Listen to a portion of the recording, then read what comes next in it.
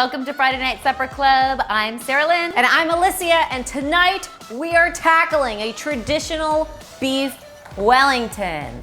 Now, since the channel has started, we've been asking you guys for requests for what you think we should make next. And I will tell you, the most popular recipe has been for Gordon Ramsay's beef Wellington. Everyone has been requesting this. So we are doing Gordon Ramsay's recipe. We'll see what happens. If it doesn't work, it's his fault. Just don't yell at me. We're getting started with our Duxelle, which is pretty much like a mushroom filling, stuffing sort of thing.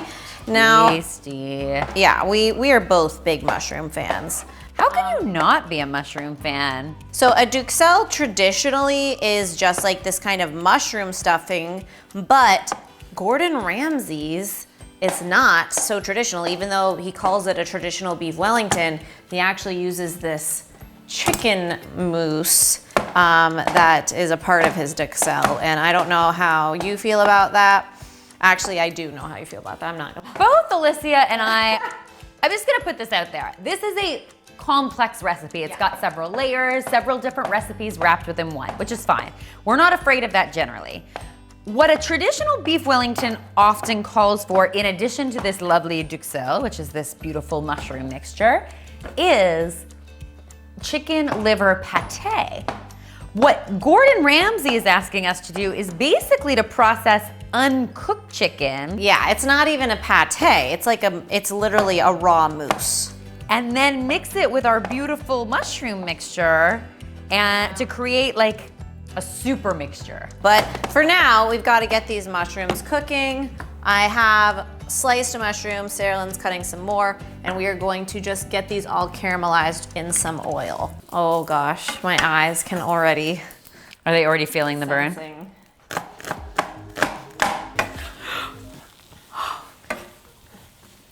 Dude, my eyes. It's like we're watching a sad movie or something.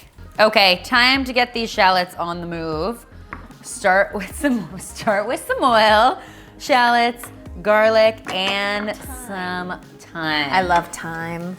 Thyme is, I have to say, in my top 3 all-time favorite herbs, but one thing I loathe, and she knows this, is actually removing thyme from the stem. I know, and you did it, and you should have let me do it because I actually like doing it. I think that's weird that you enjoy it. No, you have to hold it upside down, and then when you like pinch it and pull it off the stem, oh, it's so satisfying.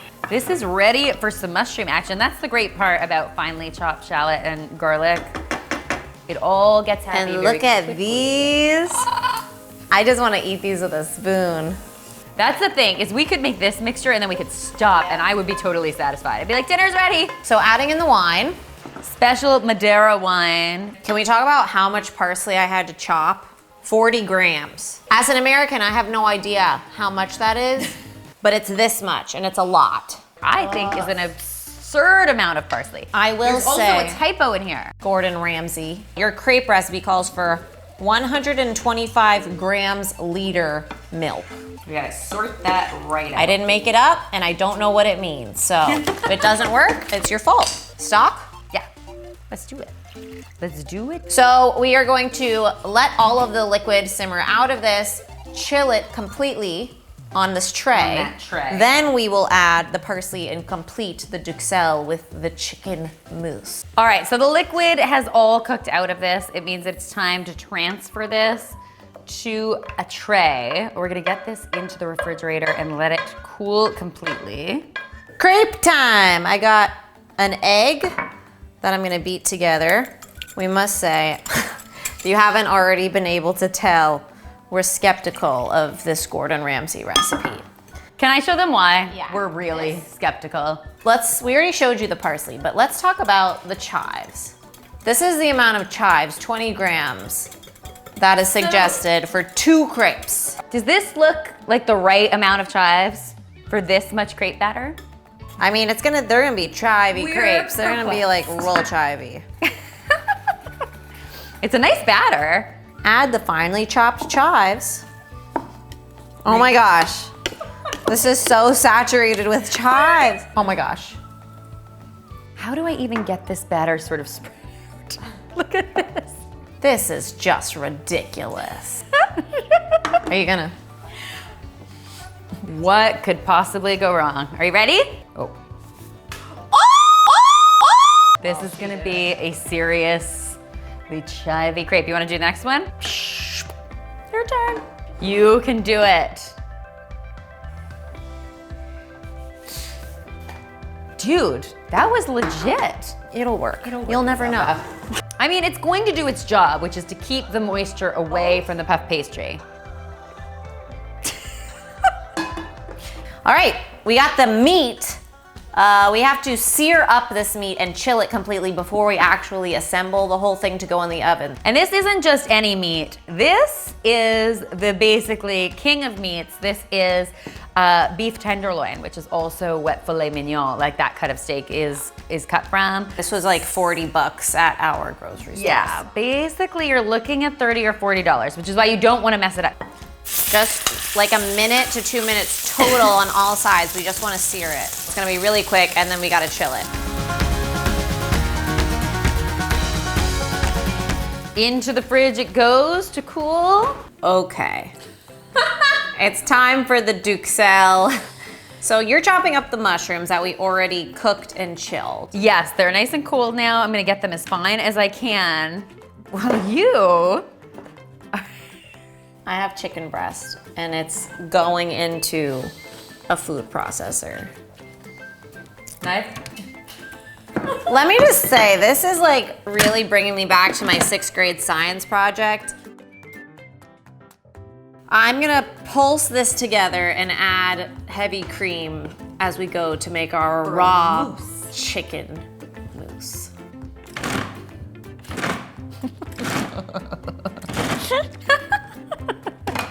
So here's what's happening. We've got our many, many mushrooms headed in, nicely chopped. Apparently they don't want them pulsed though, because otherwise we would have just thrown these in the food processor with this. They want to make sure they're still chunks. Chop, and we need that parsley. And then we have another 8 pounds of herbs going in here.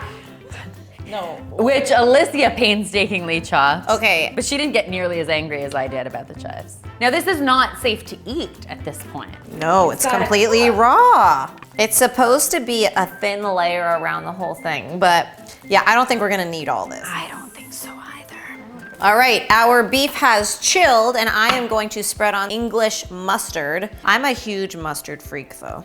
And I have these crepes laid out, and now I am spreading the chickeny Duxelle You probably won't need all of that. Oh my God. all over the top. So we want to make sure it's in a nice smooth layer. Smells good. That piece of beef is a beautiful piece of beef. So we want the most for it.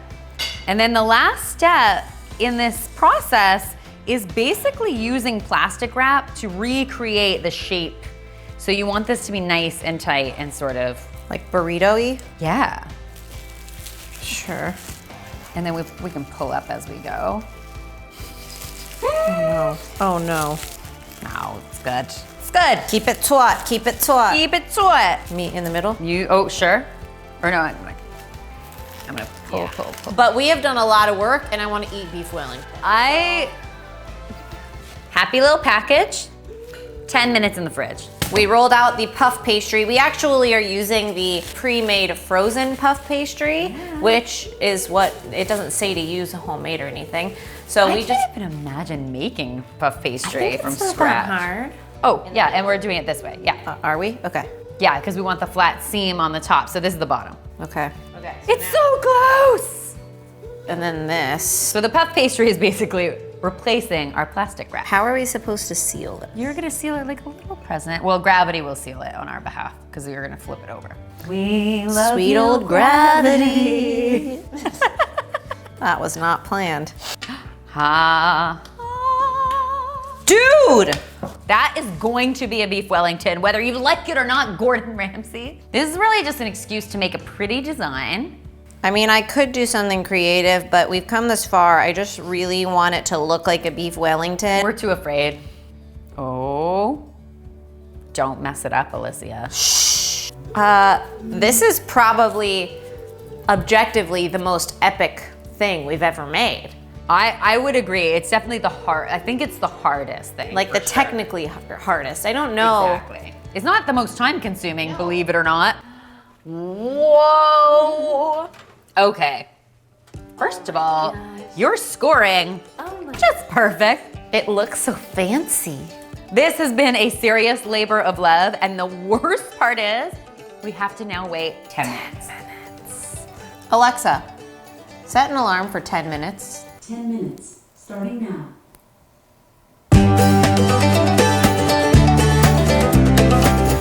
This looks so good. It looks so good, and the idea of cutting into it is stressing me out so intensely. Are we ready? Yeah, we just have to see the inside. Oh my gosh, it's so tender.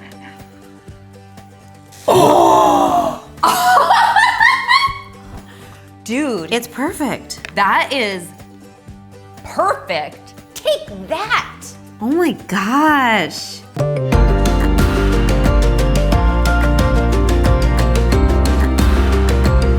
I cannot believe how perfectly cooked I know. the beef here is and how tender it is. This is definitely the most epic Friday Night Supper Club recipe we've ever done. All right, ready?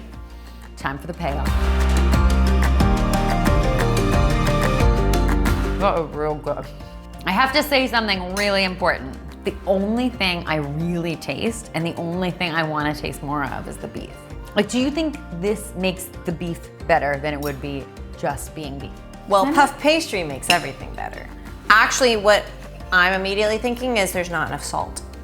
I also was thinking, A, there's not enough salt, and B, the puff pastry is a little soggy.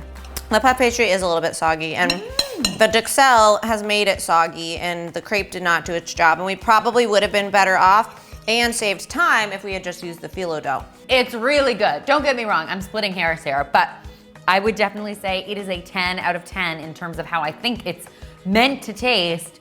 But it's a lot of work, and does that Duxelle really offer that much more? No, but those are the And things. it looks really impressive. Well, also, I have to say, Gordon Ramsay, I think you gave us the wrong herb amounts because that was just a lot of freaking parsley. No wonder all we taste is parsley. All you taste, I'm not kidding. It's a lot of parsley. It's a lot of parsley. I mean, I like herbs. And parsley, it lasts forever and ever. Guys, thank you once again for joining us this fine Friday night. If you want to give this epic meal a try, we will link it in the description box below. As well as all of our social media platform handles, so you can follow us everywhere. If you try out any of the recipes we try, be sure to tag us, and don't forget to subscribe so that you can tune in with us every single Friday. We will be back next week. Until then, happy weekend. I think you're right. The red wine is the right choice for this meal. Yes, I know. Well, perfectly complemented so much good beef.